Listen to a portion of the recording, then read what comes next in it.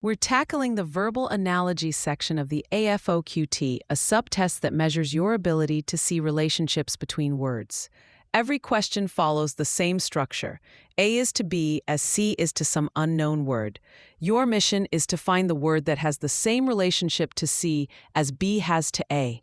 The single most important strategy is to define the precise relationship between the first pair of words, A and B, before you even glance at the answer choices. Form a sentence that connects them. Let's break down the 7 most common relationship types you'll encounter. First is synonyms, where words have similar meanings. For example, taciturn is to reserved as garrulous is to.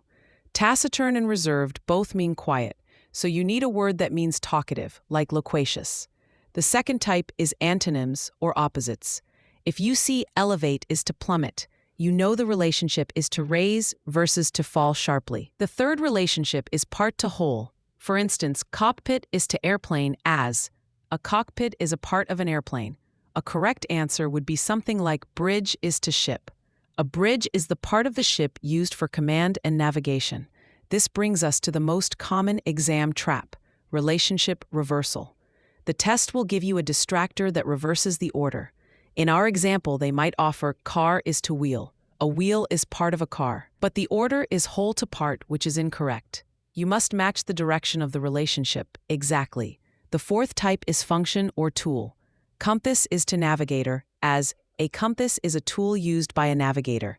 A good match would be scalpel is to surgeon. Fifth is cause and effect. Fatigue is to yawn, as fatigue causes one to yawn. A similar relationship is itch is to scratch. An itch causes one to scratch.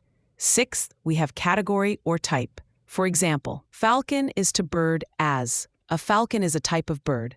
Therefore, salmon is to fish would be a correct answer. The final key relationship is characteristic. Think desert is to arid. A key characteristic of a desert is being arid or dry. A parallel relationship would be tundra is to frigid. To keep this all straight, use this mental shortcut.